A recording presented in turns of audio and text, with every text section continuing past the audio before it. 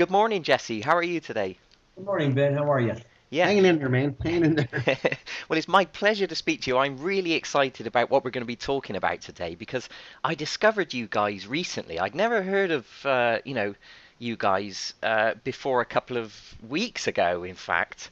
And what you guys seem to be doing, it seems to be working. I mean, tell us about it. Tell us about what you've been doing. Well, from a marketing standpoint, I'm more interested on exactly how you found me. Then I'll tell you how what I'm doing. Well, it was my friend Leah, and she lives, I think she's one of your clients, one of your members, and she lives in New Jersey. Oh, fantastic! So it was word of mouth, and that's exactly what we want. Hmm. We want it to. It hasn't hit the viral point yet, but it's getting close. And I think interviews like this. Thanks for having me again, Ben. I think interviews like this is just what's going to catapult it, give it that fuel to make it go the distance that it needs. This whole system is based on uh, their existing laws that are consumer laws that are very easy for the average person to understand. And as one of your old guests or your interviewees, Frederick Graves, uh, specifically said, it's easy to learn this stuff. Even an eighth grader can learn it if done correctly. And we've kind of modeled our system to where it's not anything that's complicated. There's nothing to argue. Basically, once you have your facts down and you have your evidence down, there's not much anybody can do. At the end of the day, all you're doing is saying, hey guys, my favorite saying is, how do you want to handle this? Meaning, how are we going to get paid? Uh, with violations of the federal laws and the state laws. So it's not that hard uh, to understand once you get it. These few little things. Once you understand those clearly, from then on it's gravy. And there's a lot of members making a lot of money off these debt collectors and off these servicing companies for their foreclosure, credit card debts being eliminated, automobile debts being eliminated. It's fantastic. It's absolutely fantastic to see the progress in the members. So let me ask you a question. I know this is a stupid question from your point of view, but for Yeah, our listeners, is it possible to stop a debt collector? Is it possible to stop a foreclosure? yeah, it's possible to do all the above. And when you have congresswomen saying, "Hey, don't pay your mortgages," okay, it's not Jesse saying that. That's Congress. That's a member of Congress, Right. which is a fantastic thing. They see that the banks are falling apart around us. They see all the situations that are going on in this country and overseas that's affecting us. And they're saying, hey, wait a minute. You know, the banks have conned us. The debt collectors have conned us. The dollar's crashing. The euro's crashing. The whole system's crashing. Your properties are upside down. So when that alert's coming from a high end person like that, it really substantiates what I'm about to tell you and answer your question. But when a bank, and I say bank, and mind you, it is absolutely 110% the wrong terminology, meaning 99.9% of all foreclosures come from servicing companies. And it is absolutely against the law for a servicer to foreclose. Okay? Right. It might say Wells Fargo Bank, but at the end of the day, it's really not the bank; it's the servicing companies. And we're in some of the uh, settlement, at least in me, out of 6 homes I have in foreclosure. I just settled two last week for $10,000. Uh, Wow. yeah, because of these violations. Cool. Debt collectors, on the other hand, and I'll ask you a simple question. That's a trick question. Does anybody on this planet owe a single penny to a debt collector? Well, I'm not exactly sure, to be honest. Well, logic. What would logic tell you, Ben? You're a pretty sharp guy. You're no dummy. Well, I'm not quite sure. I don't know. Yeah, I don't know. I'm not sure what to say. My contract was with Ben Lowrey, Oh, okay. not a debt collector. I don't owe a debt collector nothing. Oh, I see. Right. America owns nothing to a debt collector. England owes nothing to a debt collector. There isn't a single person that owes anything to a debt collector. And Right. there's several reasons why, but at the end of the day, you've never contracted with them. And that's the simplest, easiest to understand of all that people say, wow, you're right. So when a debt collector harasses you, calls you, sends you threatening letters, calls your place of employment, all that, he's violating many federal and state laws that it's easy to prosecute him for. Oh, right. Okay, and they don't want to go to court because if they go to court, it's going to cost them thousands upon thousands of dollars when they're trying to collect, a couple of $1,000 or three, four, $5,000 at the most in most cases, and they've only paid three, four, 500 for that debt. Oh, really? Yeah, they usually pay anywhere from 2 to 10, 15 cents on the dollar, somewhere in that neighborhood is the general Wow. purchasing price of these huge portfolios. Cool. So is it worth their time to chase Ben Lowrey down for 2,000 when Ben turned around and sends him a letter and says, "Hey, you've called me 3 times. I don't owe you anything. You didn't validate the debt, or you've broke this law. You threatened me. You called my employer, or you called my friends, whatever, right? Yeah. And now you owe me 3,000 or $4,000. Right. Yeah. You see, it's not worth it for them. So at the end of the day, what they say is, listen, just get rid of this Ben guy. He's driving me absolutely nuts. Pay him, give him a check, and let him go. We'll take it as a loss. We'll make it on the next sucker who's not a member of What Lies in Your Debt. Yeah, Right. And I can imagine that working with like a loan, like an unsecured debt, but does it work with a mortgage? of course. What people don't realize is that most mortgages in this country at this point in time are unsecured debts. Oh, right. Okay. They've been securitized. They've been misplaced. They've been sold. People don't even know. For instance, let me grab this real quick. I just did a security loan audit, right, for securitization. I'm going to tell you the trustee, who this plaintiff is, Ben, so you understand a little better. Yeah. They're trying to foreclose on this gentleman, okay? And let me tell you who the plaintiff is. So it means, and you understand the word plaintiff, right? In a case, Yeah. you Yeah. you Sure. would be the defendant, the bank or the servicer would be the plaintiff, right? Yeah. Let me read you this and tell me if this makes any sense to you. Wells Fargo Bank N.A., which means National Association, as a trustee for Option 1 Mortgage Loan Trust 2007 FXD2 Asset-Backed Certificate Series 2007 FXD2. I can't hardly ever say that without chuckling a little bit. Right. That is the plaintiff. Now, for the average person who has no clue what they're looking at, they think Wells Fargo Bank. Yeah. Sorry, that's not what it is. What this is an actual securities instrument. It's a certificate, a CMO, a collateralized mortgage obligation. So you have this fantasy security trying to foreclose on a real person. Okay? Right. And so the secret to these little things is to understand and being able to pick these apart. And this particular securitization audit, not a mortgage audit. I don't want you to get confused with what you hear out there on the internet. Mortgage audits are pretty much useless. But a securities audit is a little different, and I'll tell you why. If you go through these little things, once they're done and you realize, I call those alphabet soup mortgages, as you can tell why. Right. Okay? It's really an unsecuritized, or it's a securitized obligation, but the reality is this home is worth, let me give you the exact number, pal.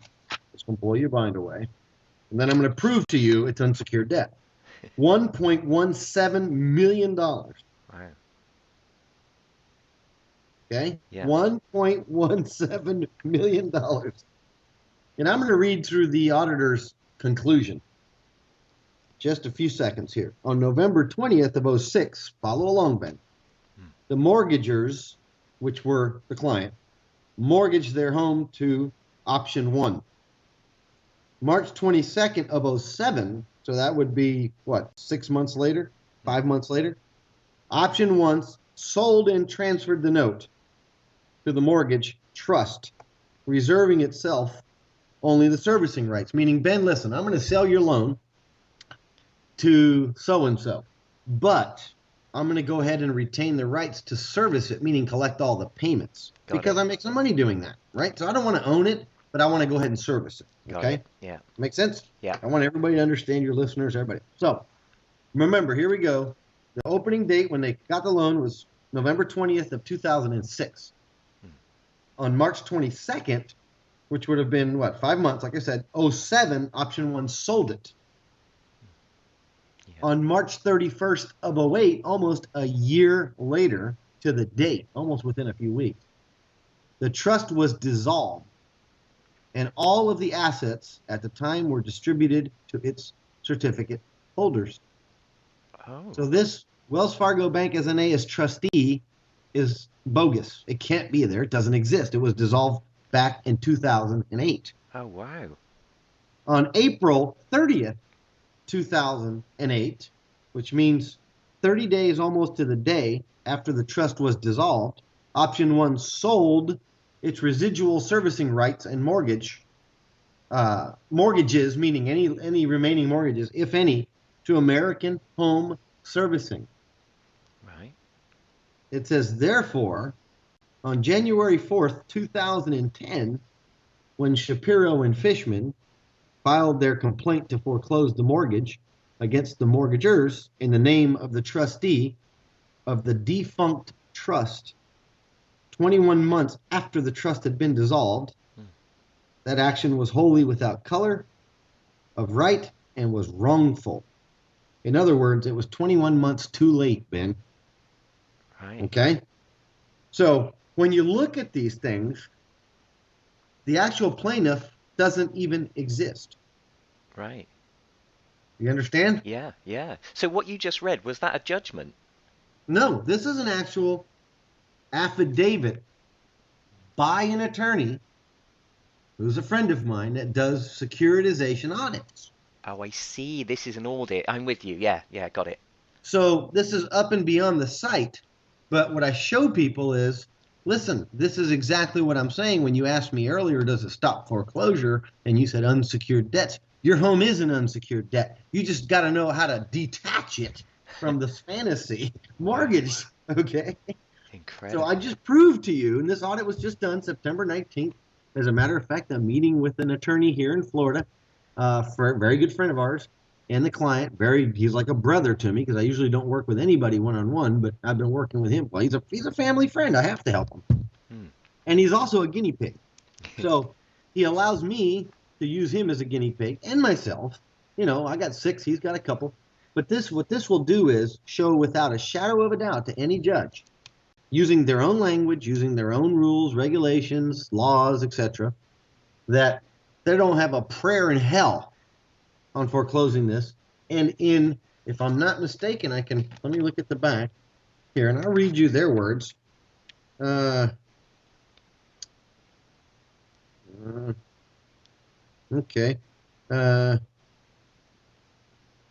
Not only does this party not exist, okay, because it was obviously dissolved. I just read it to you, and I gave you the exact dates, right? Yeah. And all this information can be found on your own. And in our membership side, I teach people how to go find 99% of this stuff. Right. Okay, if it's an alphabet soup. So you can go find it yourself, okay? Yeah. It says, Option 1 lost all of its servicing rights when the trust was dissolved back in 2008.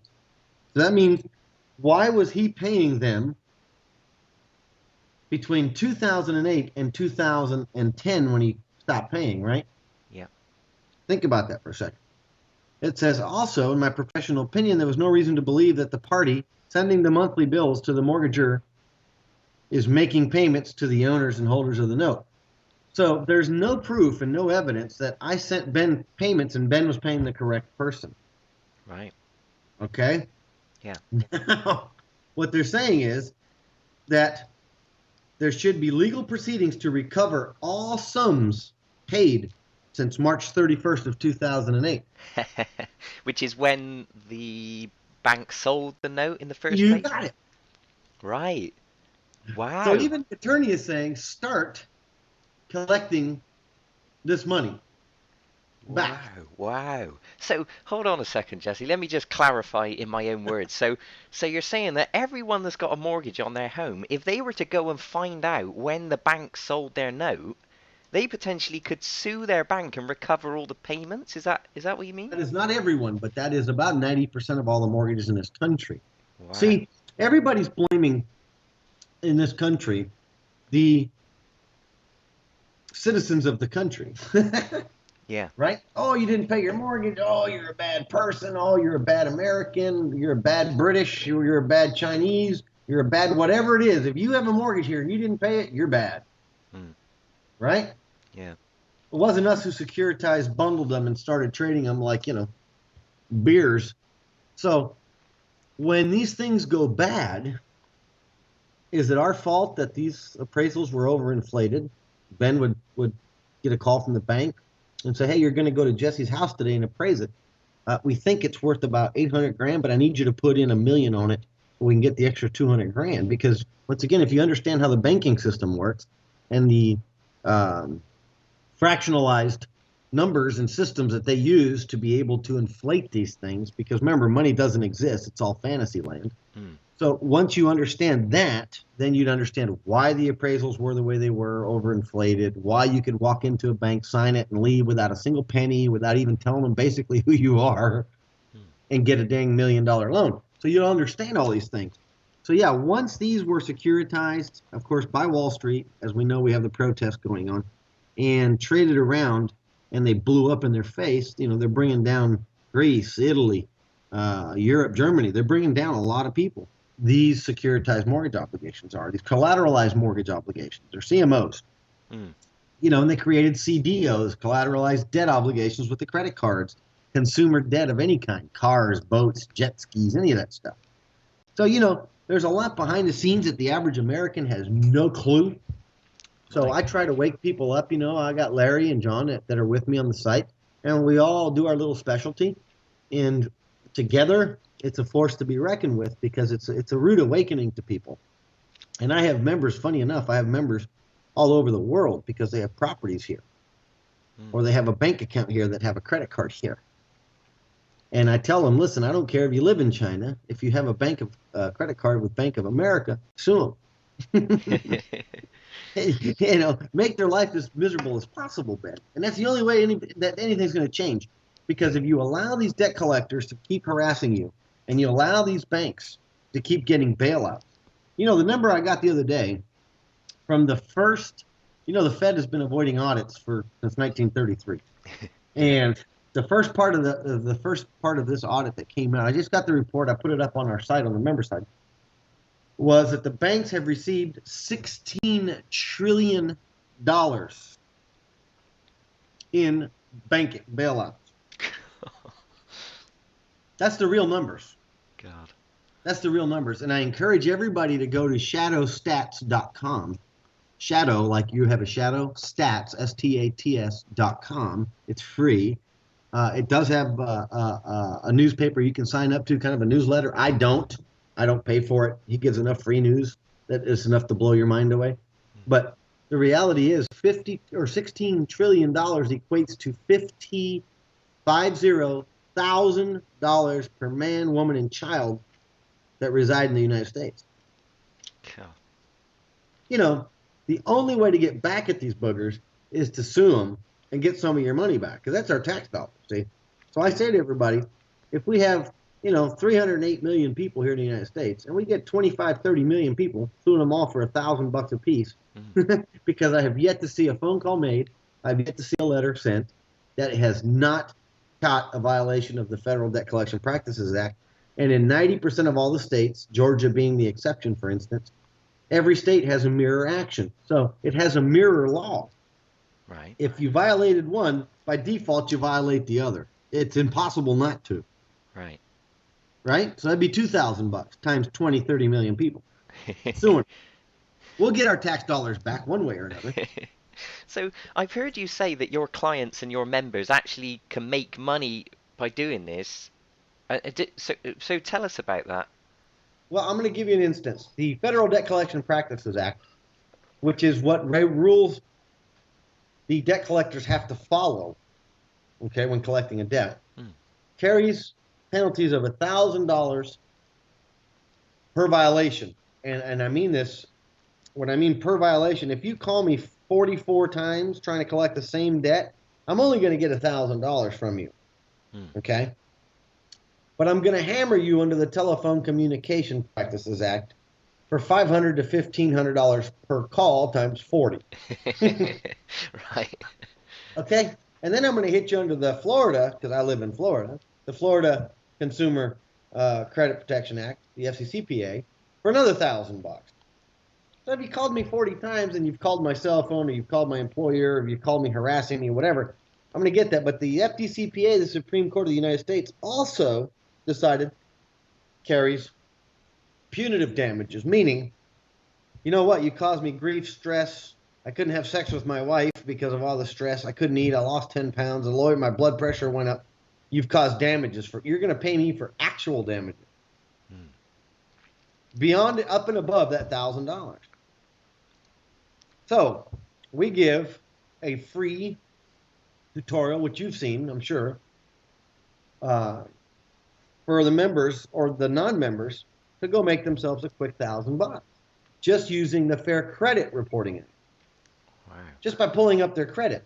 Because what a lot of people don't know is just because my credit report's there through the big three here in the United States, which is Experian, Equifax, and TransUnion, are the three credit reporting agency, what I call the slave masters, right? They keep you there. Mm.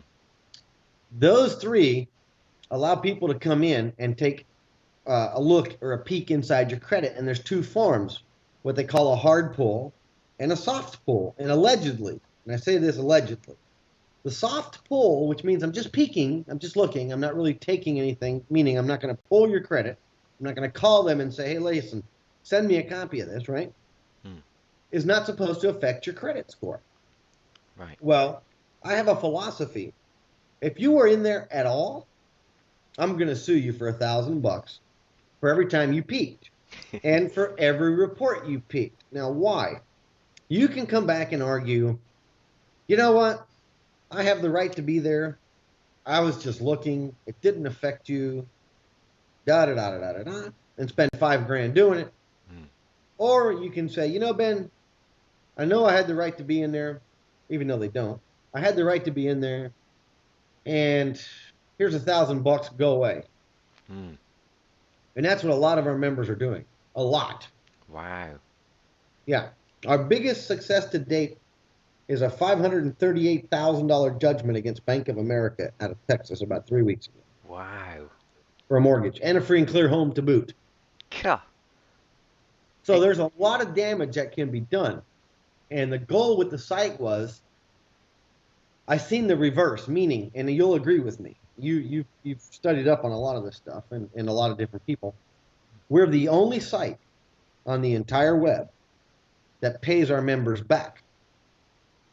We actually give you, it's an investment. You have to look at the $99, all of $99 to join as an investment. Mm. Because I'm going to show you how to turn that $99 into thousands upon thousands of dollars.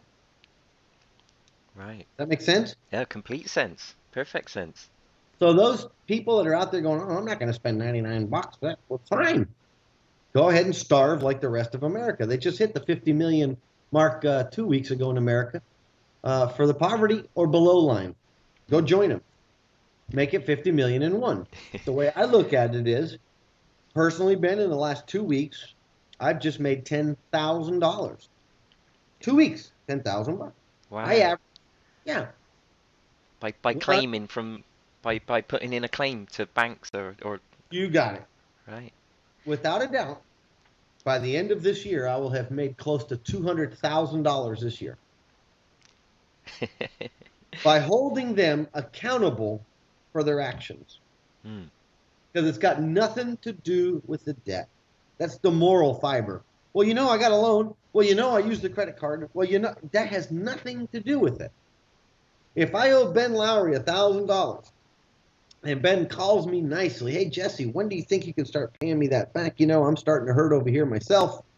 I need a little money. Can you help me out, man? And I tell you, you know, Ben, I'm trying my hardest. I can send you $10 or $20 or whatever till I get back on my feet. And Ben says, you know, Jess, that sounds good to me. Just send something. Kind of show some goodwill, right?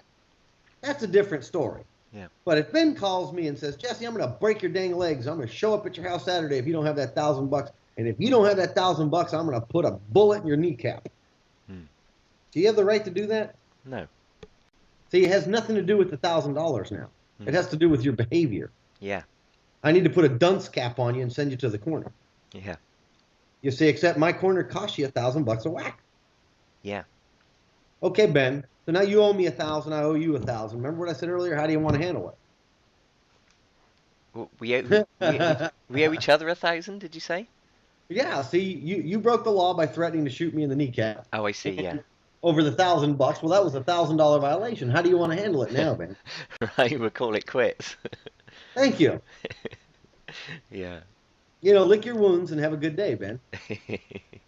Yeah. Let me ask you a question, Jesse. Usually, when the bank or the lawyer or the debt collector, whatever the case is, when they realize that you might sue them, do they usually settle without you needing to start a lawsuit? Here is the percentages. 33, 33, 33. Ah. 33% settle without ever actual filing the lawsuit, meaning we have a system that we draft our complaints, we got an intent to sue letter, we put it all together, we give them a time frame and say, okay, listen, save yourself time and effort. Here's your opportunity. You got 10 days, 15 days. That's all discretionary up and into the member. The member can say 5 days, 30 days, but you got to be reasonable. You know, if they don't respond, then we actually file a lawsuit and serve it to them. Right. So we have 33% at the first, 33% at that second, Yeah. and then 33% that settle after you go to your first meeting, which is the standard meeting. Hey, when for deadlines and da da da da da. And they Ah. say, okay, how do you want to handle it? See, and that might take you 4 or 5 months, 6 months on the larger ones, Right. right? I've had ones that I've settled without ever filing, without even sending them a complaint, without an agreement. I got a check overnighted from Nation Star Mortgage for $3,500. The guy's name's AJ. He's a super nice guy. I called him up. I sent him a letter with my email. He emailed me, said, call me. Of course, he didn't want to call me again because the entire complaint was for what? Violations of the Telephone Communication Practices Act. He did not want to call me anymore. And he knew that the only phones I have are cell phones. Do not call me. So the guy emailed me and said, you call me and we'll get this squared away. And I swear to you, I called that guy at 9 in the morning. And by 3 in the afternoon, we were done. The next day, I had a check. And that Wow. was just not too long ago. We joked because I did a little fishing trip with my wife for about 7 days up to the Ozarks, and he paid for it. And then now I just got back from out of the country, and U.S. Bank paid for it. So I have these nice vacations all on the debt collector's back. It, So it, it seems to me, Jesse, that, a lot of people, because people don't know how to do this, everyone's upset and angry at the banks, and we know that they're bullying us and all that. But if only people knew how to do what you're teaching, then we could actually penalize them for what they're doing wrong, right? exactly. Yeah. It's all a matter of slapping them in the wrist and saying, hey, give me a check. You're acting like a little baby. Mm. That's And all it is. And yeah. I'm going to read you something. I have a little guide that we give for free. It's called Frequently Violated FDCPA Guidelines. Mm. And we give this to anybody, member, non-member. But see, I even have it on my desk here. Mm. I tell everybody, once you become a member, go ahead and print it out and keep it at your desk or at your kitchen table, wherever you do your business, right? Mm. And the basic definitions. And my favorite definition is 1692A6, which is definition of a debt collector as collectors, collection agencies, lawyers, and form writers. Mm. So I like the collection agencies and lawyers because the two fall hand in hand. I'm not very fond of attorneys at all, and I'll give you a good reason. If and when Ben decides to go hire an attorney for FDCPA violation, the first thing the attorney is doing, which he's not telling you, is costing you $1,000 or $2,000, depending on what state you live. Why is that? Because he's not going to sue the other attorney. He's only going to sue the collection firm. So if the attorney owns the collection firm, I'm going to sue both of you. Mm. The attorney as an individual and your firm as the debt collection agency. I see. You follow? So you're both two separate entities. Well, see, he's prejudicing you because he's not telling you, oh, sue the attorney. Because, they're chums. They all belong to the same national organization.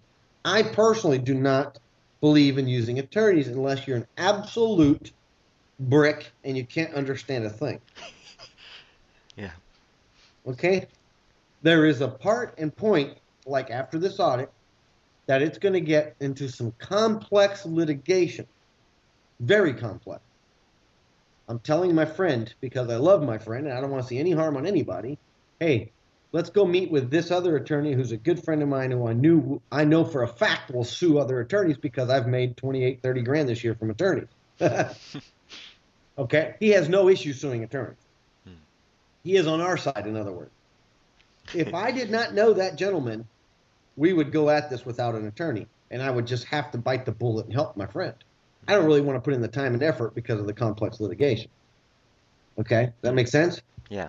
So there's a point in time where you have to say, okay, I got them dead to rights. I don't want to screw this up. I know justice system's great, but I don't have the confidence to do it. Let me jump on it and go do it somewhere else. See, I'm about 6 months, 5 months from free and clear homes on 3 homes. Yeah. So because I know what I'm doing. Larry knows what he's doing. John knows what he's doing. You know, we all work together. I can go through the complex litigation and eat you alive as an attorney. It doesn't bother me. Okay? For several reasons, but I'll leave it at that. So when you have these frequently violated FDCPA, you know you can sue attorneys, and always keep that in mind. But 1692D, which is harassment or abuse, specifically reads, any conduct, the natural consequence of which is to harass, oppress, or abuse any person. D2 says profane language or other abusive language. Right? Yeah. 1692 DF causes the phone to ring or engage any person in telephone conversations repeatedly. And the one most frequently violated is place telephone calls without disclosing his or her identity. Right. Okay? Then you jump to E, which is false or misleading representation during the communication. Means any false, deceptive, or misleading representation or means in connection with the debt collection, the character, amount, or legal status of the alleged debt, any false representation or deceptive means to collect a debt or obtain any information about the consumer, and E14, any name other than the true name of the debt collector's business. And then it jumps into F, which is the unfair practices. Unfair or unconscionable means to collect or attempt to collect the alleged debt. Hey, Ben, I'm going to lien your house and I'm going to sell it and I'm going to take your home. Ben, I'm going to lien your Social Security account. Ben, I'm going to, you can't do that. But they do it daily. Matter of fact, if you go to YouTube, which I know is one of your favorite hunts, go to YouTube and type in debt collection calls and you'll listen where people say, hey, Ben, are you going to give me a credit card over the phone right now? No? Well, the sheriff's going to be at your house in 30 minutes to arrest you if you do not pay me. You better tell me now because I can go ahead and call him off. But if you don't, he's going to be there and arrest you. And it's amazing. It's absolutely amazing what these debt collectors will do. Okay? So that right there is a violation of the Fair Debt Collection Practices Act and state law, depending on what state you live. Now, you might live in a sorry state like Georgia, who has no debt collection protection at all for consumers. It relies strictly on the federal. Or you might live in a state like Florida, which has a mirror image. $1,000. California, $1,000. As a matter of fact, California's act is even stronger than the federal. So depending on the state, Pennsylvania, you got a $50 fine instead of a $1,000 fine. It doesn't matter. It's still $50. Buys you a good dinner, So with a typical debt collector, how many of these different counts are they violating? It could be multiple things, right? Well, on our member side, on one phone call, I have 2 phone calls. I have a regular live phone call, and then I have a regular, what I call robocall. And each one of those calls is worth $4,000 per call. Okay? Because it's not just a violation of the Fair Debt Collection Practices Act, it's a violation of the Telephone Communication Practices Act. Remember, it's illegal for anybody to call or text you, and we have all the case history on there, that you don't have an established business relationship with on your cell phone, unless it's for emergency purposes. Oh, right. Hey, Ben, you want to go have a beer later today? Well, who are you? Well, you owe me $1,000. Don't call me again, or I'm gonna sue you. Well, the second time you call me, that's it. Now you owe me $2,000. Unlike the FDCPA, you're still trying to collect the same debt, but you've called me or written me 4 or 5 times, Yeah. right? So it's still $1,000. The TCPA is per incident. You've called me once, that's one cause of action. You call me again, it's a separate cause of action. 3, 4, 5. I had 128 causes of action against Citibank for calling my cell phone using robocallers. Mm. Auto dialers, robocallers, predicted dialers, any of that stuff. Yeah, it's Wow. great stuff, man. So do your clients like routinely, get I don't have successes? clients. I don't have clients. We Uh, have members. members, yeah, yeah, of course. Only attorneys have clients. Doctors have clients. Oh, oh, oh, boy. Garages have clients. Yeah, sure. By the way, I heard I was listening to your talk show conference call, and I heard you guys tell a story where you'd sued an attorney firm or something Yeah. and won. Oh, we've sued a lot of them and won. Like I said, I've gotten about 28 grand. Listen, this case here, I have one case that I just relinquished. And the reason I say that is the house itself is sitting in downtown Orlando, off in an area that's not so good, you know what I mean? Mm. It's probably worth $30,000. At the top of the market, it was worth about 130. I only financed about $70,000, so about 50% of the value. I was good when I bought it as a rental, right? Mm.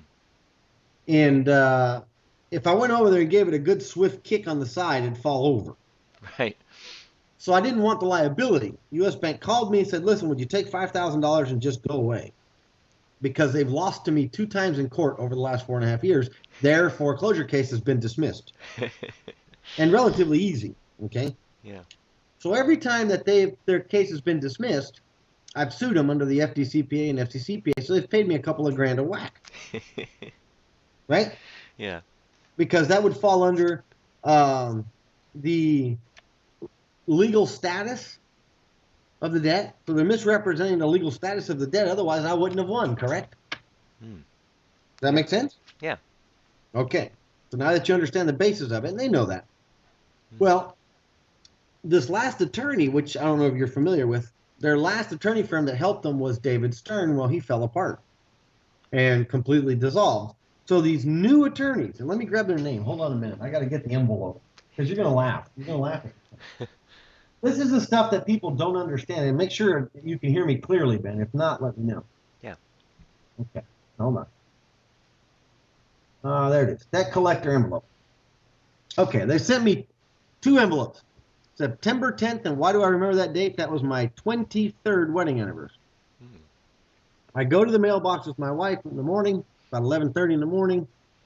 It was a Saturday, getting ready to go off on our little mini honeymoon, And I start jumping for joy, and she's laughing. I said, here's another weekend paid by these idiots for us.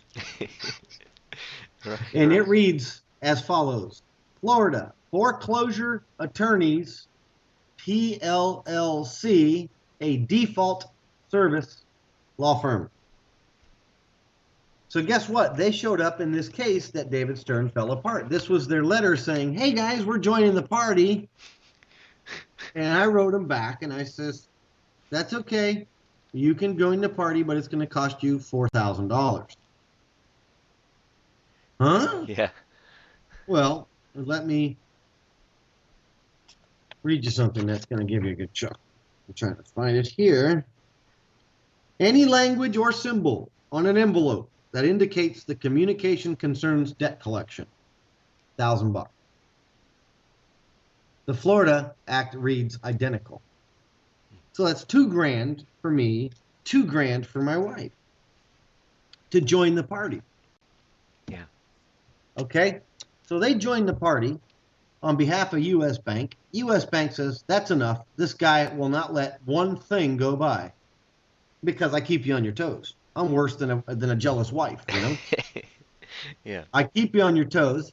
So the attorneys that just joined the party are sending us $4,000 and are mad at U.S. Bank because U.S. Bank said, hey, join the party, but now you're giving this guy 5 grand to go away and drop the case. what the hell just happened here? $9,000 in a weekend. Ain't a bad weekend, right, man? How many people worked 4 months, 5 months to get 9 grand? Wow. Yeah. All I did is go to the mailbox, go on my honeymoon, and come back, write a couple pieces of paper, some words on paper, send it to them for all of 42 cents. And I'm expecting my checks hopefully by the end of next week. So, these are the kind of situations that if you just understand the simplicity of going to your mailbox, that's like being in Vegas in a crapjack or a blackjack table and hitting 21. If you know when to recognize the ace and the king or queen or jack, you're good to go. Yeah. But if you don't, you go to the mailbox and you're stressed and you grab the envelopes and you just throw them away or you hide or you just don't want to deal with reality. The way I look at it is I could bring our unemployment rate really low this year by just becoming members and start prosecuting. You'll be busy working all day with these people and you'll be collecting thousands upon, it'd be a small business making 6 figures a year between your credit reports, phone calls, debt collection letters, not paying your mortgage. I don't encourage anybody not pay their mortgage. What I do encourage everybody is this. In our economic environment, worldwide, because you're even feeling it where you're at, Ben, everybody's feeling it. You cannot be making decisions that are sentimental. You have to make wise business decisions. And it's a matter of preserving your capital, not giving it away, trying to preserve a home that you're renting from a bank or a credit card. Does that make sense? Yeah. Because you're stealing from your children, you're stealing from your grandchildren, and you're stealing from yourself to pay these same crooks. And let me read you today's headline. That will give you, and I'm going to slide this over to my big screen because this is the news that I was reading to today. This is why, this is titled, This is Why They Hate You and Want You to Die. Reuters, Bank of America Corp will pay $11 million to ousted, meaning fired, bank executive Joe Price and Sally Procek. Did you just hear what I just said? I didn't quite get it. Could you just go over it again? Bank of America will pay $11 million to 2 fired executives. Right, got it, yeah. Okay? So if you think that these banks really give a darn about you, you better wake up. Yeah. They've already gotten 16 trillion of our dollars, and they keep paying executives these outlandish bonuses, and these 2 crooks are getting 11 million bucks after they've been fired. Yeah. It's Okay? it's one big scam, isn't it? They've been fleecing us and rinsing our money, the whole thing. Yes. So what I say is go get some of your money back. That's all I'm saying. And I'm saying you have to make a business decision. What is my house worth? 200 grand? What do I owe? 300 grand? I'm not paying. I'm done. That's a business decision. Okay? Because everybody in America and in England and Britain, everywhere, live in a fantasy land. You do not own anything. Slaves are not allowed to own a thing but meaningless trinkets. In America, you buy your house cash. If you don't pay your taxes, they take it from you. Wow, did I own that? No. See, if I bought a car, I can go buy a $300,000 Ferrari tomorrow. And it's a $300,000 piece of junk sitting on my driveway that I don't give my tithing to the state and go register it so I can drive it. Yeah. And if I don't register it, I cannot drive it. So it's not my car. I cannot do what I want with it. You see, but your cell phone, you can get upset and throw it out your window doing 65 miles an hour. Nobody cares. You see, trinkets. Yeah. Nothing real. So I tell America and everybody else, wake up. Just wake up and use their own rules, their own regulation against them. And go collect what's due to you and your family. Because it's not only about you. Have the courage, pull up your britches, and get out there and do what you need to do. Yeah. It's a sad statement. 70% of all active attorneys on this planet, all of them reside right here in the United States. 70%. That's absolutely absurd. Yeah, for 5% of the Earth's population, yeah. Okay? I mean, that's absolutely absurd. That just shows how lazy Americans are. Yeah. I'm not going to handle my own business. When you go to Singapore, see, they give you classes to the general public. They want you to know the laws, the rules, and the regulations. They actually look at attorneys and say, we don't like you guys. Mm. They teach the populace on how to defend their own litigation issues with their neighbor, with their business associate, with a car accident. They don't want you to go hire an attorney. They want you to handle your own business. They want you to be intelligent, where everything that they teach us is the opposite. They want you to be stupid and dumbed down. Yeah. You know how many times, if I could retire for every time a judge has asked me, sir, are you an attorney? And my response is always the same. You wish I was. And he knows exactly what I mean by that, because then I would have to succumb to him. And second, I say, sir, I'm perfectly capable of reading words on a piece of paper, no different than you and that attorney over there. That's an insult to my intelligence, because they get very, very, very nervous when they got a pro se litigant that knows the system better than they do. Why is that? Well, here's the problem that we've had.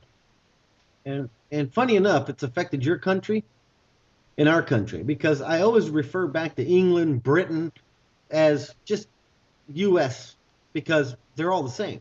It doesn't matter. Yeah. Okay, credit card, banks, financing homes, cars, your underwear, anything, okay? That's why the economies are falling apart. But you look at this and you think of what's happened during the boom times, okay? 2003, because the fallacy that everybody has is that the real estate markets were at its peak in 2005, and that's wrong. They were at the peak of falling at 2005. The actual peak was about 2002, almost 2003, and a little bit into 04 when it finally topped. Okay, all we were witnessing in 2005 and 6 was the downside of it. Okay, even though there was still a lot of money to be made, it didn't matter.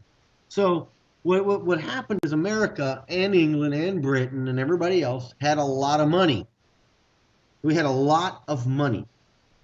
Okay, everybody, the economy was flourishing, right? They'd give if you had the requirements for a loan in the United States was you walked into the bank, the guy grabbed your wrist. Oh, you have a pulse. Oh, sign here. That was it. Yeah. Literally, if you were breathing, you got a car, you got a house, you got a credit card. Okay? So it became, and it still is, so customary for an attorney to show up in court. There's no defendant, because America, well, I owed on that credit card. You see, it didn't matter. Times were good. Nobody owed anything. Money was flowing like crazy. As soon as it started to take the downturn, this came in droves, millions of cases, millions. We had one judge here, Judge Stoker in Osceola County, who came out in the newspaper. Wrong thing to do. He said, I personally look at over 12,000 foreclosure cases a month. God. That's less than like a minute for each one. I mean, it's ridiculous. Bloody hell. Needless to say, they took him out of his position. They put him to work somewhere else here in Orange County doing something else, because he admittedly said that I'm just a rubber stamp for the bank. Okay? Yeah, that's basically what he said, yeah. That's basically what he said. So I'm not doing my job. I'm not doing what I'm supposed to do as my elected position.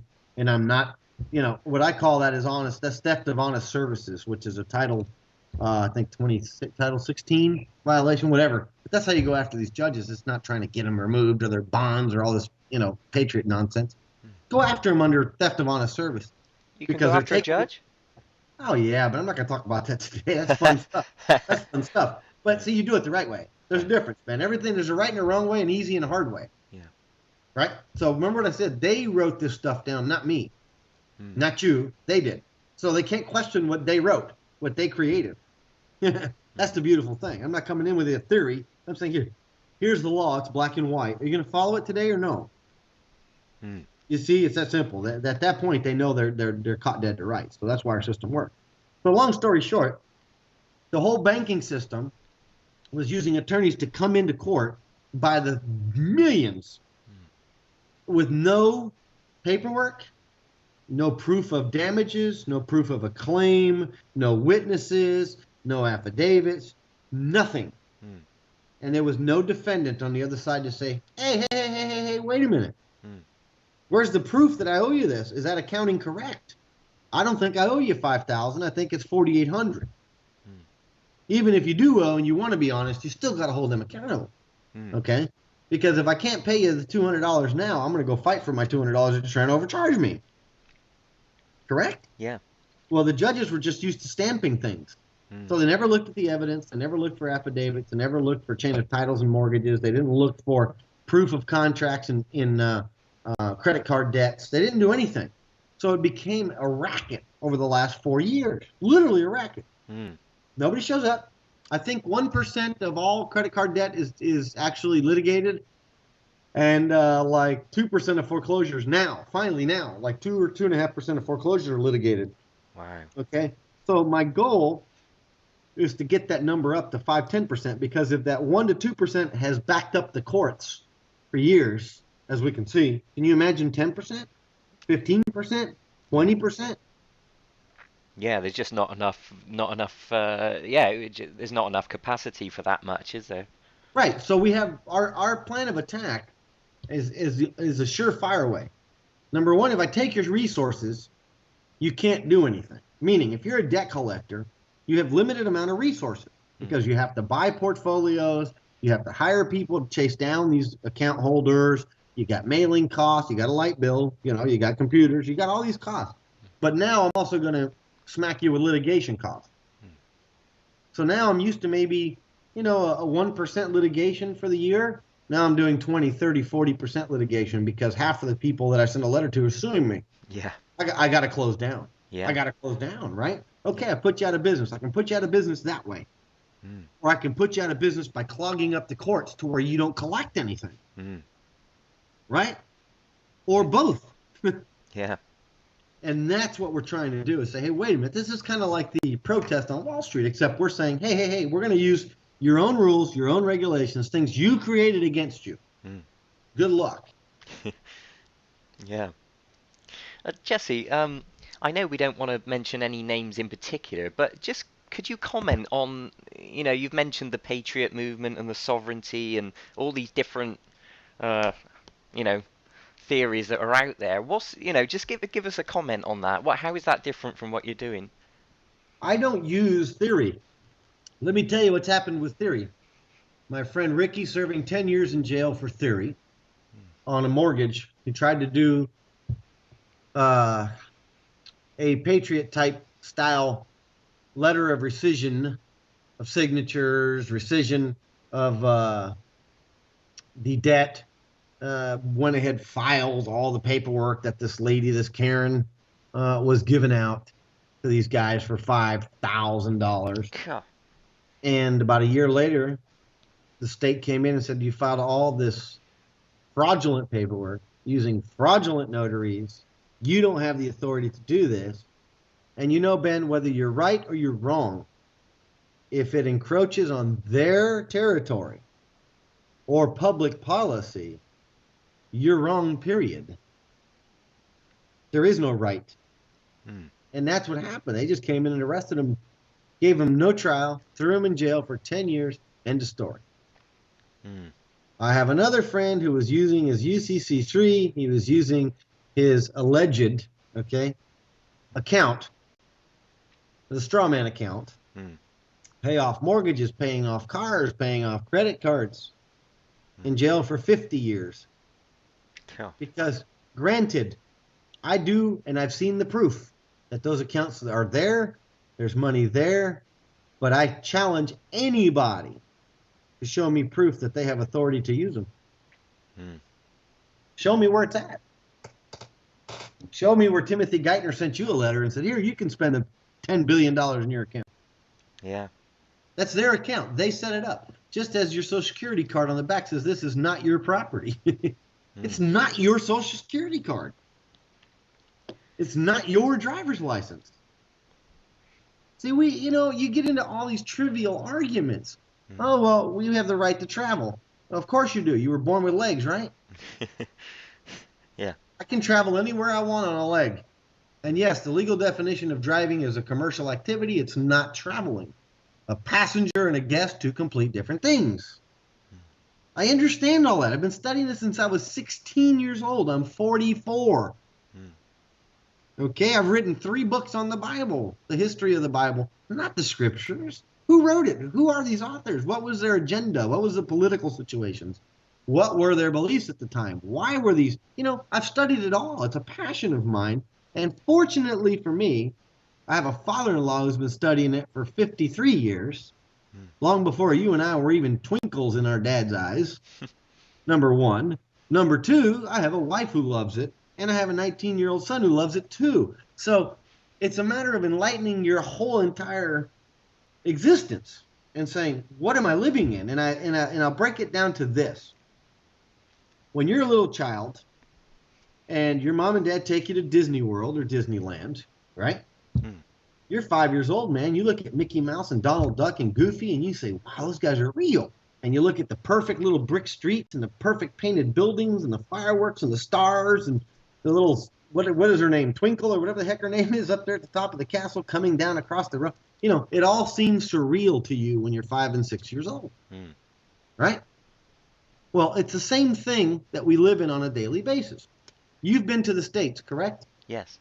Okay. You see the fantasy world we live in. Yeah. Streets are perfect. There's no potholes. Grass is mowed. Edge, trees everywhere. Landscaping's perfect. They take care of everything. They don't take care of anything. It all comes out of our pocket. So what we're living is an adult playground. Mm. It's an adult Disney World.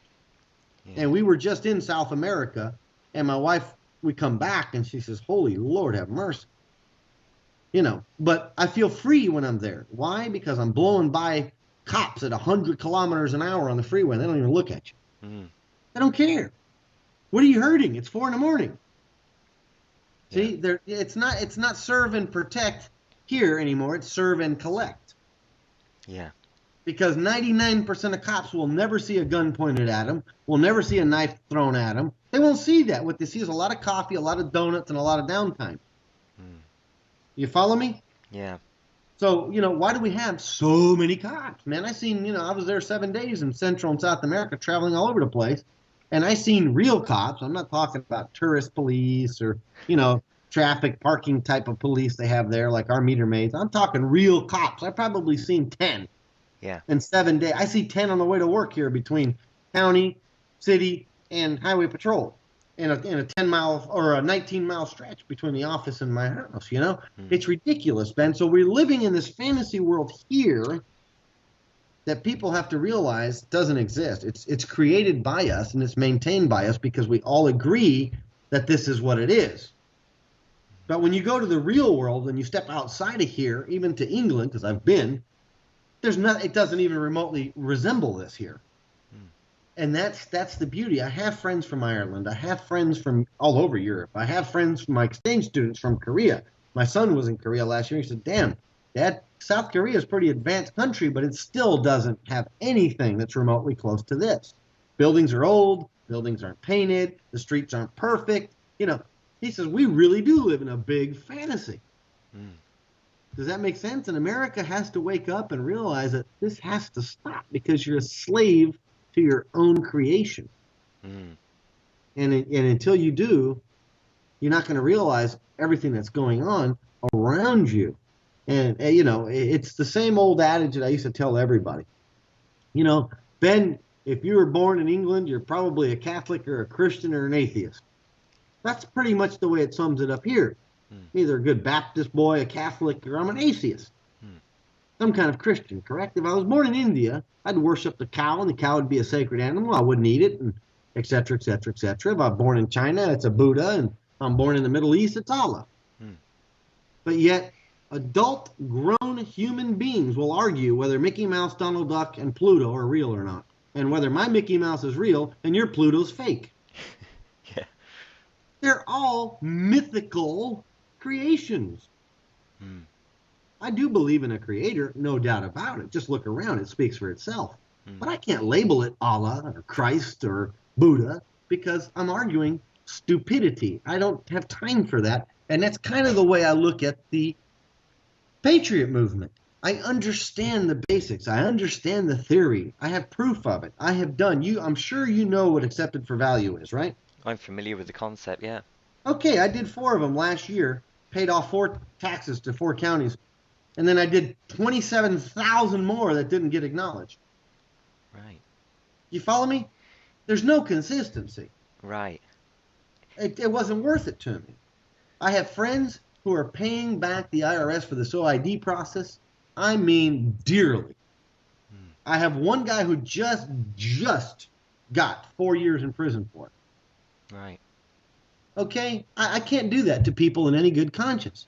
Number one. Number two, I can't do that and knowingly charge them for something that doesn't work. Mm. So when I say, Ben, become a member, pay the $99, get in there, use it, and go make yourself a few thousand minimum, you lazy bum, minimum.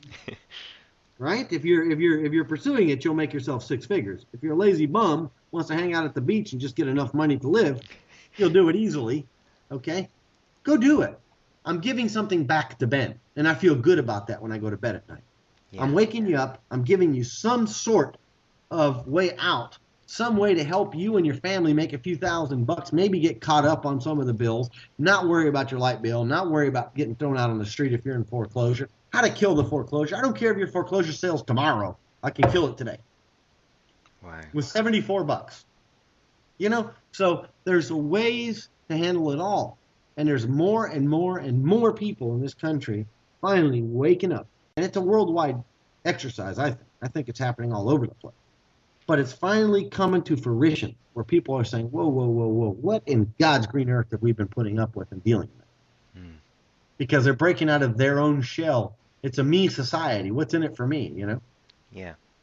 That's got to stop, pal. I agree, Jesse. Wow, it's great listening to you explain these things. And there's a few of you that work together, right? There's you and Larry and Yeah, Larry and John. John's been around since 1993. And what he does is he teaches you. Our system is actually several layers. It's kind of like an onion, okay? Hmm. And I tell people, you can't take this elephant and eat it in one bite, but you can eat an elephant one bite at a time. Make sense? Yeah. Okay. Well, a lot of people try to bite the whole damn elephant. They choke to death, and then they wind up dying. Yeah. And that's the problem that we have. Our system has 3 layers, basically, and each layer has layers. And it's very simply labeled within the website. Saving your home, or I'm sorry, taking their money, saving your money, protecting your money, and saving your home. And then, of course, we have bankruptcy, securitization, MERS section. We have all kinds of different explanations and stuff. Our website's up to 2 full DVDs of information and growing daily. All right. Took us a year. Yeah, it took us a year to build it. So what's that tell you? Yeah. And it's on every single day for a minimum of 6 to 7 hours. Cool. I have a full-time IT guy that does nothing but work. God bless Gary, because I drive him up the wall. Wow. But and the way the system works is very simple. If you have a foreclosure, if you have a credit card debt, if you've had a repossession, if you've had somebody trying to garnish your wages, if you've had judgments against you already, if you act accordingly, it's not too late. We've had many people that had their wages garnished, stopped overnight, and the money all returned. Cool. We've had many people whose wages were garnished, and they started 3 weeks ago. They turn around, they sue them, and they stop garnishing, and they say, here's your money back, go away. Because all we're doing is holding you accountable. That's all we're doing. Mm.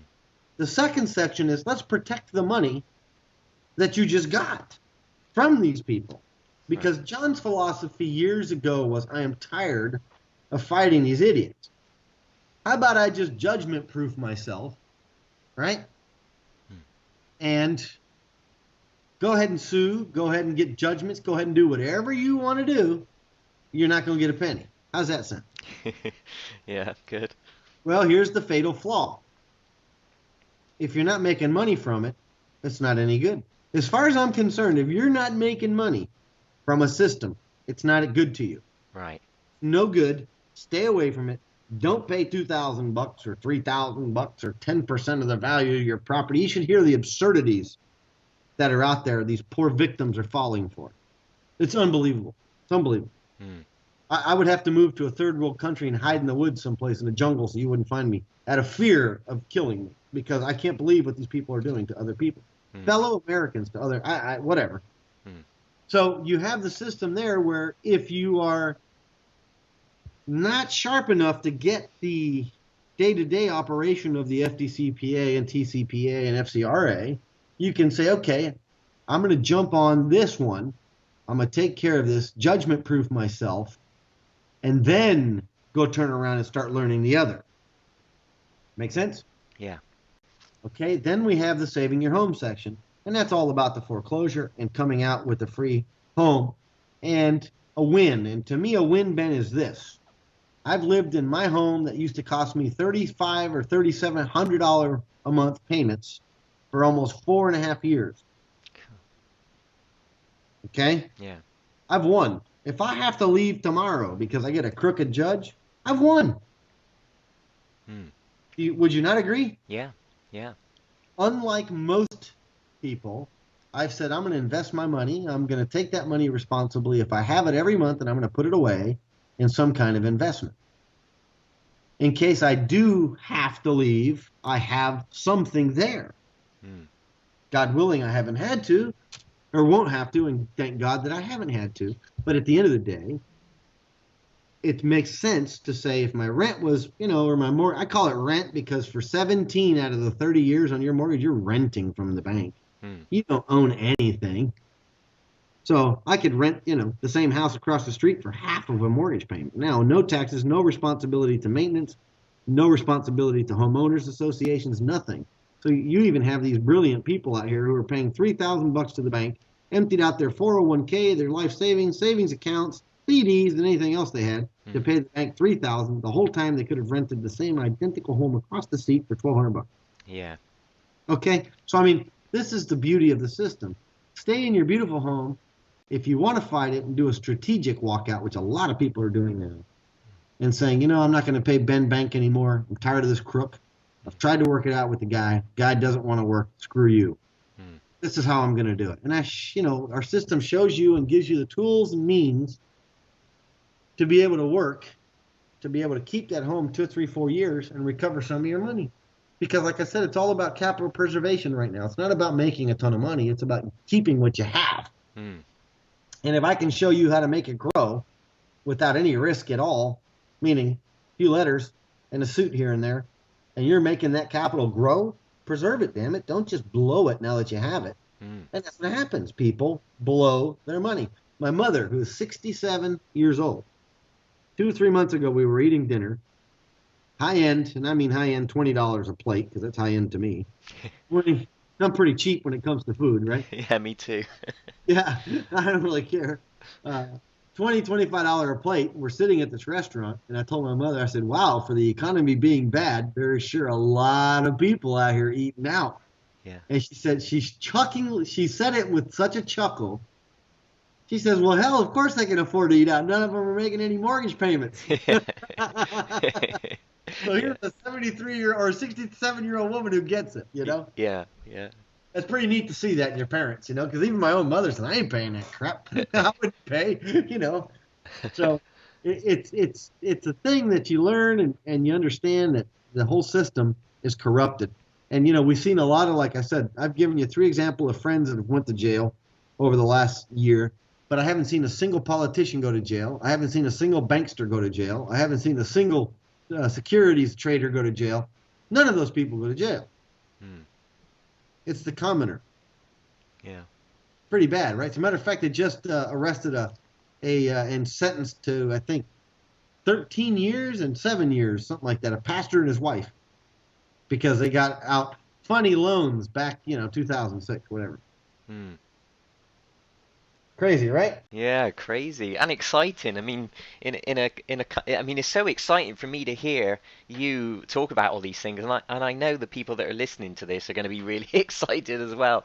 I hope so. I just, we're in a country in an era that they've basically got the land of what I call the land of the walking dead. Mm. That's the United States. Yeah. And it's time for them to wake up. It's time for them to realize without us, there's no government, there's no banking system, there's no agreement. Ben, I'm assuming you went to the bathroom before we get on this call sometime today since you're 5 hours ahead of me. Yeah, Did you use paper to wipe your behind? I did. Okay, I used that same paper to buy a cup of coffee at 7-Eleven this morning. Right. You see, it's just paper, Yeah. but we all agree and say, you know what? That's worth $1, or we value that at $1, and I'll take that in trade. And that right there, I'll flush down the toilet. Mm. And I bought that paper with paper. Yeah. Yeah. You see how easy it is? I mean, I don't try to overcomplicate anything. Mm. As Ron Paul said, I don't ever get it, and I won't understand it, how the Federal Reserve can hit print and counterfeit money, yet we do it and we go to jail. Yeah. It's very simple. People, just wake up. It's all a big game. Your whole life here is a big game. Don't give yourself such big credit. I'm special. And Mm. just do what you have to do to survive while you're here. Mm. Every philosopher over history has said one simple thing, and I'll phrase it for everybody who's a Christian out there. Christ said it. You're only in the earth, not of the earth. You're only here playing around, man. Mm. Might as well have as much fun as you can and catch these suckers at their own game. Don't let them keep you stupid. Yeah. And that's what they've done. And now everything's waking up and people are saying, oh, Lord, they are going, I believe, Ben, they are going nuts. I believe that the system is finally waking up, because when you're starting to see headlines today on CNN, and you can look it up yourself, analysts skeptical of the alleged Iranian plot. When my father-in-law, when I got back from my trip, he says, did you hear what happened? They hired a Mexican to kill us. I said, are you kidding me? Do they expect Americans to believe this crap? Mm.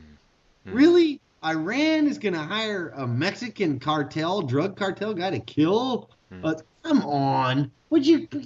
Come on. It's like, it was so unbelievable to me that this would even be, sure as hell. Here's the news today. CNN. You see, they're trying and grasping at straws to be able to put down more of a police state, which we're already in, but more. Yeah. Tightening up the borders more. I'm expanding the website in 2 different directions. So Ben. Mm. My goal was trifold. My goal was to give the consumer, my fellow man and women, a $99 way to make money. Mm.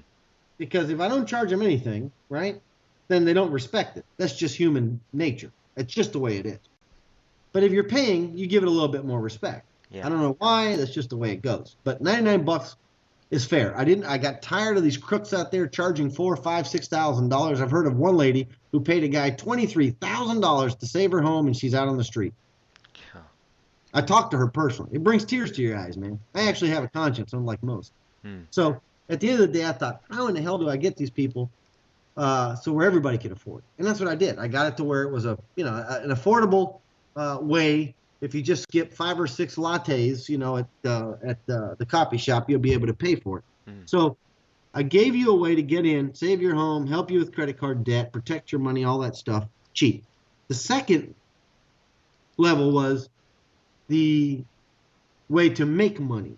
So I wanted to give you something that would give you something back, meaning you're going to give me a little, I'm going to give you back a lot. Mm. Right? Yeah. And the third way was the affiliate side. Hey, listen, go sell some of this stuff and make you some money. Let's share it. Let's all be one big community. Yeah. So it's trifold, right? Yeah.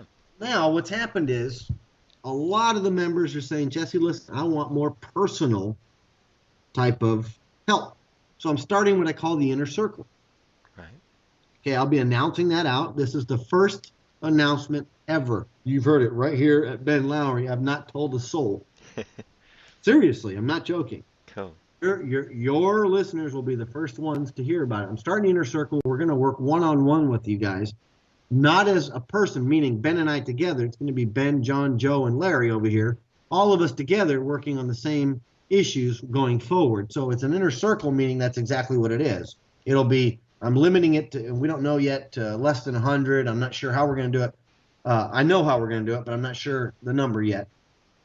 And say, okay, this 100 people, we're going to work together. We're going to have our own private conversations, our own private calls, maybe our own private meetings once a week.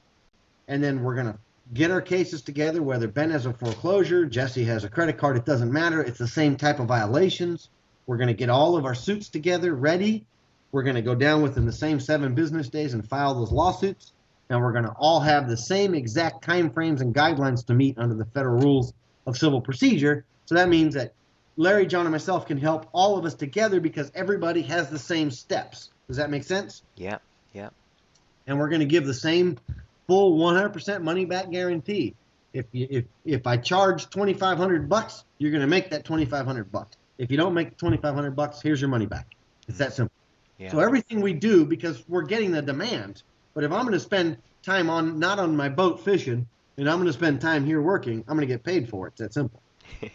And I don't think that's unfair because you're going to make all the money back. So it's a fair trade, correct? Yeah, absolutely. Okay, so I want to make sure at least you agree and say, yeah, it's a fair trade, okay? Yeah, sure. So that's the number one. The secondary function is I have started a new project, which is not new. I've been doing it since 2003 personally, which is a diversification project showing people like yourself and my fellow members how to operate outside of their countries and different jurisdictions with banking and credit cards, passports, other residencies. So they know, like, my wife and I are residents of several countries, full-time residents. Okay, stamped, legal. I can walk in there, open bank accounts, that are completely out of this jurisdiction. Cool. Yeah, well, I want to teach people how to do that, and I have the process on how to do it and the right connections in the right countries to operate under these anonymous bearer share corporations, open up anonymous bank accounts, have anonymous debit cards to where no information is on that magnetic card other than the account information. So meaning Ben goes to swipe that Visa at the store in Chile, and Ben was never in Chile. There's no trace of that transaction happening. That makes sense? Would the IRS say it was illegal? The IRS says breathing is illegal if you're not paying. Yeah. So it's not illegal if you know what you're doing. Everything's legal. Right. It's just as a matter of fact, the United States has no problem with dual citizenship. Oh, I see. Yeah. Remember that the whole tax system is an honor system. You know that, and I know that. And a lot of the patriots argue that. Try on top of your 10-4, this is a voluntary form. But what happens is if you don't volunteer, you go to jail. Yeah. So, and I'm not going to get into the details of it. So I'm expanding it even further for those members who say, you know what, I've gotten $25,000 this year or in the last 6 months suing these crooks. I want to do something with that money and get it out of the system. Yeah. Does that make sense? Yeah, perfect sense. Because that money is not taxable money. Now, I'm not a tax person. I suggest you consult your CPA. But 9 out of 10 times, any injury money, because those are punitive damages, are non-taxable. Oh, I see. Okay? Remember, you hurt me. It's like breaking your leg and getting a suit for $10,000. It's not income. None of that is considered income. Oh, I see. So when we get our compensation damages out of these banks and stuff, the IRS doesn't consider that taxable income. No. Right. At least in my case. I have no idea in yours or anybody else. Once again, I'm not a CPA. But Okay. I'm just telling you what my past experience has been. Yeah. So, once I get these funds, I don't want them here in the system. And it's not because of IRS. I couldn't care less about IRS. I file my taxes. I do it all. What I'm afraid of is these banks collapsing around us. The euro collapsing. The dollar collapsing. All this, euro. I'm a day trader, by the way. So is my son. So we do a lot of currency trading. So we understand I keep on top of world news. And I know what's happening. The dollar's coming up. It's rallying. The euro's crashing because of that. Germany's freaking out because of Italy. So I don't want it in any of these currencies. And I sure as heck don't want it in any of these banks. Let me give you the next headline news for today. Do you know who Fitch, F-I-T-C-H is? That's a bank, isn't it? Fitch Ratings. Fitch Ratings? Is Yeah. it a ratings agency, is it? You got it. Okay. They downgraded UBS today and puts B of A and others on the watch. Downgraded who, sorry? Bank of America, or UBS. Oh, right. And UBS is a monster of a bank in Right. Europe. Yeah. Monster. And they put B of A and others. And let me read it. It says, FICT also reviewing ratings for Barclays, BNP Paribas, Credit Suisse, Deutsche Bank, Societe Generale, Yeah. Bank of America, Morgan Stanley and Goldman Sachs Group for further possible downgrade. Wow. Do I want my money in any of those banks? No. Thank you. It was incredible when the United States government was downgraded a couple of months ago, wasn't it? Wasn't it awesome? I Yeah. thought, wow, finally somebody's telling us. But you know, Ben, these are the type of things that I tell everybody, and I suggest, listen, here's what I'm doing, you do what you want. I Mm, don't want to keep my money in any kind of currency that is tied to the dollar, pinned to the dollar. mm, I'd rather have my currencies in other ones. I'd rather have my currencies in economies like Singapore mm. that's just booming. It's booming. Right. Brazil, booming. Guatemala, booming. These third world countries are booming. And we already are a third world country. Americans just don't want to realize it. Yeah.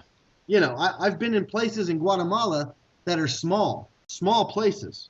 I'm talking 9 city blocks squared, and there's $500 million homes in there, all paid for, my friend. Cool. And no, they're not drug runners. No, they're not narcotics. They're doctors, lawyers, attorneys, citizens, just like anybody else. Mm, You see? So when I look at that and I say paid for, you show me a spot here in the United States where I can walk into 9 square blocks of a city and say every home here that's $1 million and up is paid for. Show me one. mm. None. No, Why? they're all mortgaged up to the eyeballs. Thank you. Thank you. You know, and the reason being is certain countries, and I use Guatemala as an example, won't allow you to have a bank loan and a house loan. It's one or the other. Oh. They won't allow you to have 5 credit cards with $10,000 each when you make 50 grand a year. Why would I give you 50 grand in credit? Mm, You see, if you want a car that costs 20 grand, guess what? Pay it off first, then you can go have a $100,000 house. mm. You make sense? Yeah. So their economy is more stable, therefore, is it? Yes. Their economy is more stable. Their currencies are not pegged to the dollars. These things are, there's certain things out there in certain countries, certain jurisdictions that are great. So that's got to be part of our system. If I'm teaching Ben how to make money from this current system, Mm. then I got to teach Ben how to get his money out of the damn same system that's corrupt to begin with, but is falling apart all around us and crumbling. Mm. Would that not be fair? Yeah, I'm amazed. I didn't realize you were what you guys are doing is offering such a holistic kind of all round kind of thing. Yeah. Yeah. We want to make sure we teach everybody to, keep it. Gold and silver, for instance, in this country is great to have, but it's already been confiscated once. Mm. Americans, you know, 99% of the people walking the face of this planet have no idea that took place because it was great grandpa Ben's generation. Mm. I never even got to talk to my great grandfather. How in the heck am I going to know? And the school doesn't teach you that. See, here's the beauty of this whole system we're in. You can go to school 12 years, then you go to college for 4 or 5, and not for one day do they teach you where money comes from, what the Federal Reserve is, how it's printed, what is currency, what's not currency, what's real money, what's not real money, because currency is everything. If I walk into 7-Eleven this morning with a cup of coffee, to buy a cup of coffee, I have choices. I can hand them coins, that's currency. I can hand them bills, that's currency. I can hand them a debit card, that's currency. I can hand them a credit card, that's currency. Mm. It's all currency. I can hand them a check. That's currency. I can hand them certified funds. That's a currency. See, it's all currency. Mm. Right? Yeah. But funny enough, I can't walk in with an ounce of gold and say, give me change. Wow, isn't that peculiar? Yeah. Yeah. Right? You see what I mean? It's like Bernanke himself said he doesn't consider gold to be money, doesn't he? No, it's not in the Constitution or in Congress or any of that. Yeah, no, of course not. Not written there in black and white. So these are kind of things. The Tandy stick was a currency for 785 years, and it was your fellow ancestors who did it. Go look it up. Tandy stick. It was nothing but a bunch of sticks with notches in it. Yeah. It's the longest surviving currency in the history of the human species. Yeah, I went to the Bank of England Museum in London in the banking district, and there's one in there. They Yeah. have one there. They have one there. Mm. Now, let me ask you, isn't that odd that the longest lasting currency is a stick? Yeah. Isn't that neat? Mm. The second right now is the Chinese currency, and the third is us right now at 80 plus years, a little 82 years or something. That's nothing compared to 785 years. Mm. So I look at all the fallacies that we live in and the fantasies we live in, and I just try to teach people, you're not special. Your situation is not special. Become part of a community, and you'll realize Mm. that all of us can help each other because we're all facing the same things. Mm. And if you don't believe me that you're not special, step outside your home, look to your left, look to your right, and look across the street. And one out of every three in Nevada are in foreclosure. Cool. One out of every seven in Florida are in foreclosure. Wow, I didn't Guess realize what? that. All of a sudden, you don't feel special anymore. Mm. All those houses are the same, just like yours. Those are all the same kids with the same excitement and the same emotions, going to school, catching the bus, running around, going to work. You know what? None of us are special. Mm. What we have to realize is that we're all one and we all need to work together. See, this being special stuff is what caused all the separation between us to begin with. Yeah. See, we're not special. I'm not special. I'm just Jesse. I'm just trying to help Ben. Ben's not special. Ben's just trying to help Jesse. That's it. We work together and we get something done. Mm. But when Jesse thinks he's special and I'm a little better than Ben, well, now we have issues, see? Nothing gets done because it's me against you. Instead of you helping me and me helping you, it's me against you or you against me. And I create a division. Mm. And that's what we're not about. We're about community. The Yeah. bigger the community, the more wisdom that's out there and the stronger we are. Because if Jesse is the smartest guy in his group, Jesse needs to leave his group. I'm in the wrong group. Mm. I need to always remain the dumbest, Ben. Yeah. Yeah. So, do you think it's possible that we, as a society, in terms of the big picture, could there reach a tipping point where, so many people are empowered with this type of information that the government really just can't, just loses their grip? Do you think that's possible? Yeah, I think that's very possible, and I think we're not too far from it. Mm. Some of the biggest forecasters are saying that, one Gerald Celente already said it. He's been saying it since 2010 that by the end of 2012, New York City will look like Mexico City. Mm.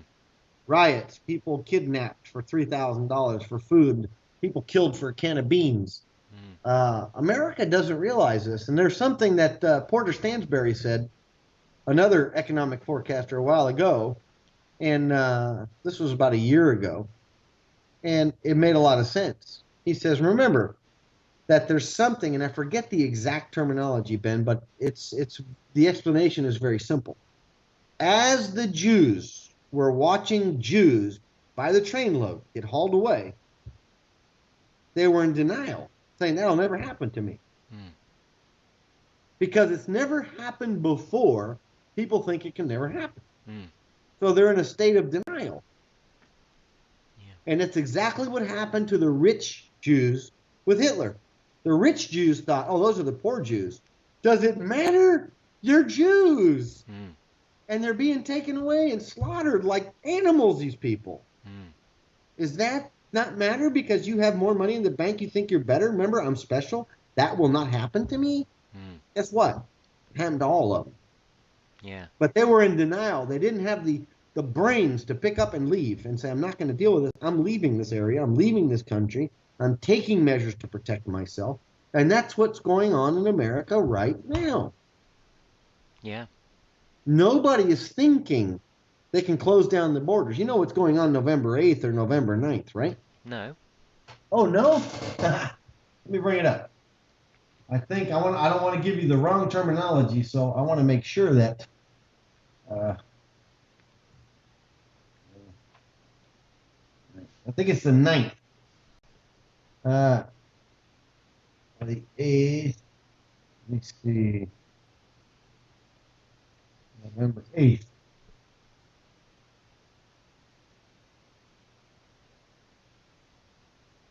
Supposed to be the day that they test all the systems across the United States. Remember the presidential button? Is this the kill switch or something? Yes. I've heard Alex Jones talk about it, I think. Yeah, Yeah. that's what it is. Oh, right. They're, They're testing it. They're testing everything: cell phones, satellites, internet, the whole 9 yards. Shut off for 3 minutes. Oh, really? Yes. Oh, wow. So nobody knows what kind of chaos will happen from that. But see, why would they want to do that? Why would you want to have the authority to do that? Yeah, only to control the population. That's it. Mm. Because something that no power at be has ever counted on was the internet. Yeah, absolutely. It's because it's incredibly powerful for people to be able to communicate like we do, isn't it? Exactly. It's a It's November 8th. It's called the SAT, I think SAT or GRE test or something like that. But yeah, anyway, yeah. whatever it is, the whole point is that they're testing. Mm. They're testing. Yeah. No other country's doing it but us. Cool. And people need to wake up once again, and everything we teach and show is just a means of using their own against them. But as people wake up, they start seeing other things that are happening around you. Mm. And they go, wow, this is not cool, man. Mm. I seen a bumper sticker that said Obama 2012. I almost wanted to just ram her off the road. Mm. Are you this dead? Are you one of the walking dead? Mm. Really? Yeah. I understand Obama's a puppet. I understand he does what he's told. He's no president. He's nothing. He's just a clown. Mm. We don't want a clown back in there. He's At just least I don't. a PR spokesperson, isn't he, really? Yeah, that's all any president is anymore. Yeah. So we have all these issues, and I don't want to get off the case. The whole point of this interview was the site and why I did the site, and Mm.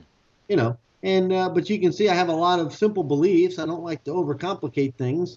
I Mm. don't like to reinvent the wheel.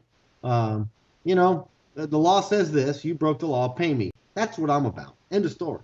Yeah. Yeah. And I like to keep a low profile. I don't like to be out there all over the media. We don't do a bunch of advertising. And I even told you I don't want my picture up on. Mm. I'm fine with keeping low key. I don't need to tell the world who I am. I don't need to take the credit. I don't need the attention. I'm not special. I'm no different than Ben. I want to fall right into the same crowd that I'm working with. Yeah. That's that.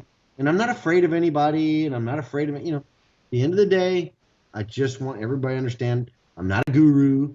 I'm not this enlightened soul. I'm just awake to Mm. what's going on in this existence, as I like to call it. Mm. This little partial existence we're in.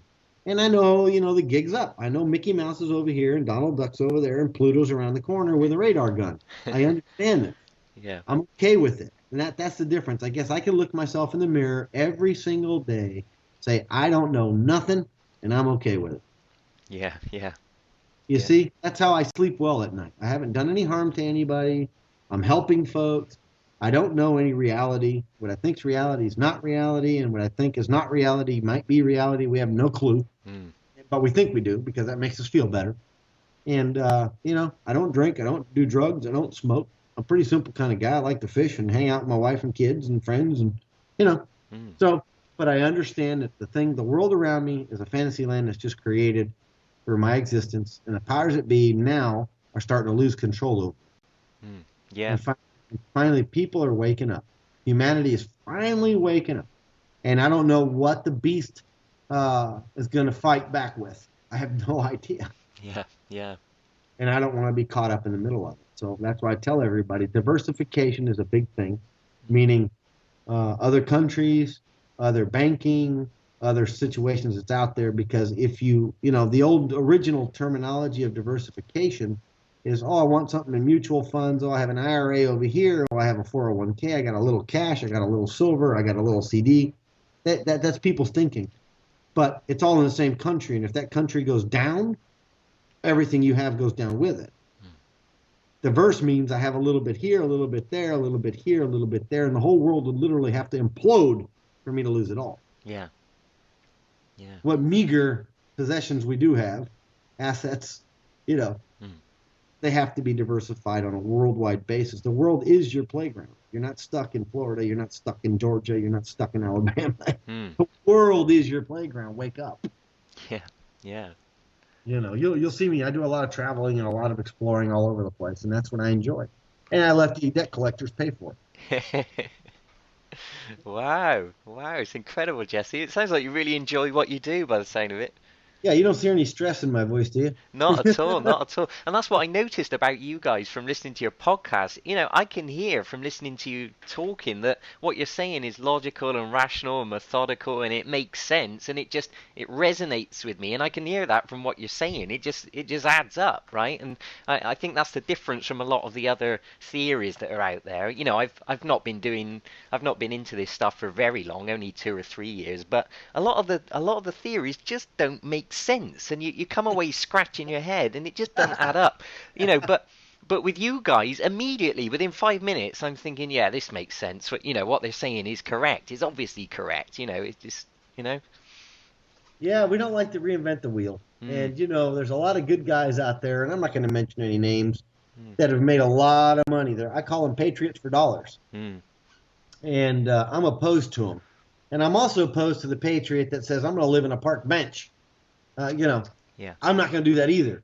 Mm, I realize that it goes a lot higher than what we're looking at here in the flesh, mm, like I said earlier. So if I know I'm stuck in this existence, as long as I'm not being played as a sucker to the best of my ability, because no matter what, somebody is still playing you, it's okay. mm, I've done the best I could possibly do while I'm here to enlighten myself to what's going on around me. mm. It's the ones that lay back in the chair at 5:30 in the evening with a cold beer or a bong, watching a football game, yelling at the old lady or the kids. That's I don't want to be one of those people. Mm, You know what I mean? I don't have time to watch TV. I got better things to do, like go out with my wife, my son, go do something, mm. go out and play with my dog, something other than watching TV and letting my brain rot away. Yeah, sure. And I've always looked at it this way. It was funny. I have a lot of Christian friends, a lot, because my son went to a Christian school, and I used to tell him, how many hours a day do you dedicate to reading the Bible? And they say, well, I don't have time to read the Bible every day. Oh, so you're a Sunday Christian. What do you mean a Sunday Christian? Well, you go to church on Sunday, your Bible comes out of your trunk, and then you put it right back in the trunk after services, and you go home, right? Right? Yeah. And they'd say, well, kinda. I don't believe in hypocrisy. I just believe in saying it and calling it the way it is. Mm, And they don't like it. A lot of people love it. A lot of people hate it. But I just tell them, well, how many hours a day do you watch TV? mm, And I got to tell you that if I believed that was my way out of this place, and I was going to put all my money and hedge that this is the way that I'm getting out of this place, then I'm going to know every little damn word I can possibly know.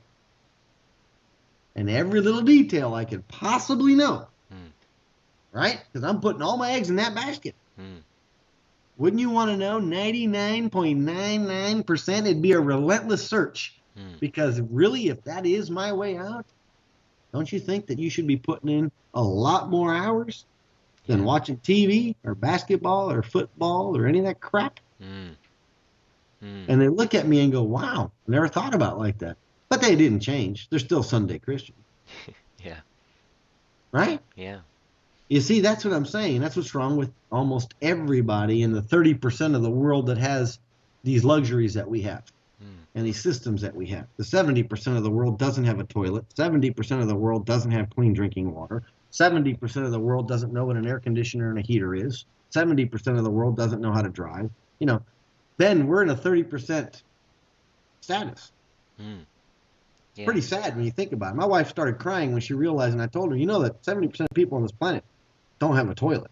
Mm, She thought, how stupid could I be? It hit her 10 o'clock at night. It hit her. She says, my whole life I've thought that everybody went to the bathroom just like I did. mm. No, sorry. Yeah. Doesn't work that way. So, there's areas in India that the rivers are so polluted, there's not a single fish. You can smell the feces coming from the water. It's amazing. That people just don't realize how good we have it. If you have a refrigerator and you can go get a cold bottle of water or cold beer, you better thank God for that cold water and that beer. Mm, If you got a hot shower, you better thank God for that hot shower. mm. Have you ever taken a cold one, Ben? Well, not really, no. I have, and I'll tell you, it is no fun, man. Yeah. But see, most people take it for granted. They don't even think about it. Yeah. They think everybody's the same. So, I mean, there's a lot of awakening that has to happen. And Yeah. our process and our system is just a little one because it's a day-to-day thing. Mm. Everybody has a credit card. Everybody has a mortgage. Everybody drives a car. Everybody's got some kind of credit somewhere. So this is the way to say, okay, step one is just wake up with what you're doing that you don't even realize you're doing on a daily basis. Understand what happens when that phone rings and they're harassing you. Recognize going to the mailbox and looking for dollars versus petrified, letting your mail build up or trying not to answer the phone, letting your phone message fill up because you don't want to hear any more debt collectors calling you. Mm. Rejoice when the phone rings. Rejoice going to the mailbox. Be happy about it Mm. because you are awakened. Yeah. Make sense? Another opportunity to make money if you know how. Exactly. It's just like anything else, man. You know, if you were to ask a brain surgeon, man, is it hard? What you do is hard? I'd say absolutely not. Mm. But if I asked Ben, hey, is brain surgery hard? By default, Ben would have to say yes. Mm. But see, everything's easy once you know it. Yeah. Everything is easy once you know it. So let's just clarify for people what they can get. So if they follow the link and go through to your site, there's like a newsletter they can sign up for. Is that right? Well, we have an opt-in list, Mm. uh, and we give you several ways. If you can't afford the $100, if you're in that dire of a strait, and we have had people who are, believe it or not, and it kills me inside. I hate it. Mm. But I always say, better earn it than just give it. You'll appreciate it more. So with that philosophy, and it's not just mine, that was Larry's and John, all of us thought, you know what? Rather than just give him a membership because they're down and out, let's let them earn it while practicing and giving them an in to what's on the inside of the site, right? Mm. So we've done is once you go and follow the link, you can either join, big red buttons all over down the page that say join now. If it's a snake, it'll bite you, okay? Or on the left-hand side, you can just put in your name and your email address. And what that does is it sends you a confirmation link that says, hey, Ben, can you please confirm, due to spam laws, we have to do this. Ben, can you please confirm that you opted into my list? Yes, great, whatever. I don't know the exact words, but it's that comes in. So you click on that. That will send you another link. That link sends you a free PDF in your email that has all kinds of free resources. Okay? Then it sends you to a webinar. And that webinar, I suggest you bookmark it. And that webinar is Larry's webinar on credit reports, on how to simply free, go get your credit report for free, pull it, for free, learn to read it, and for free, put it to work to make yourself a couple $1,000. Mm. Now you have the money to go pay to become a member.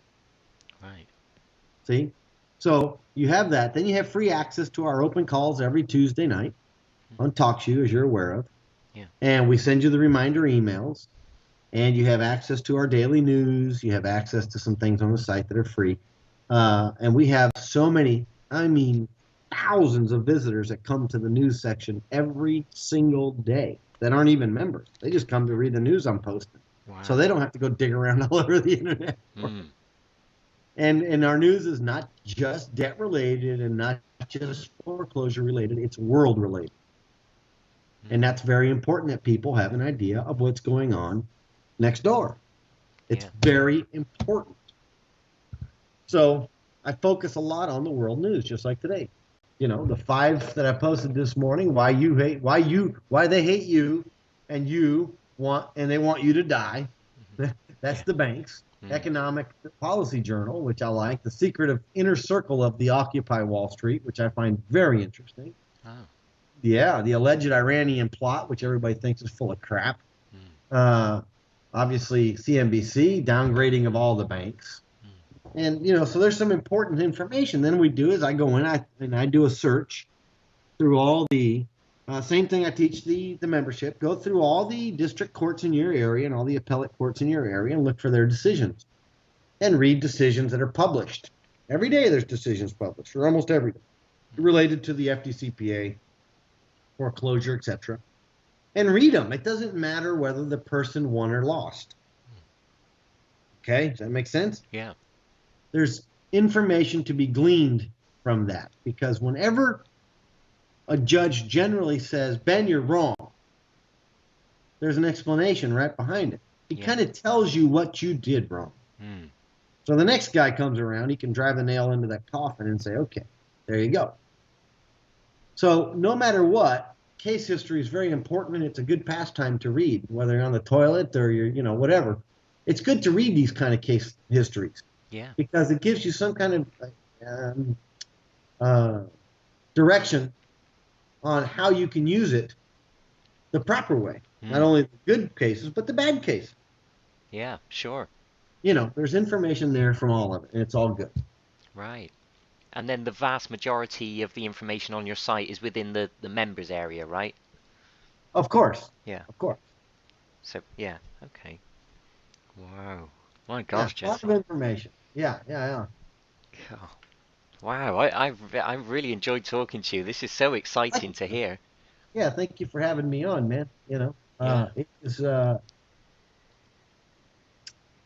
Yeah. don't know. Like I said, my goal is not only uh, to wake and help people get back on their feet, but it's also to get back to these banks and say, hey, you know what? We're tired of it, and send out a message as a whole community. You know, When I think about the number of people that are in debt and the amount of emotional distress and, like you were saying, sleepless nights, mental anguish, etc., etc.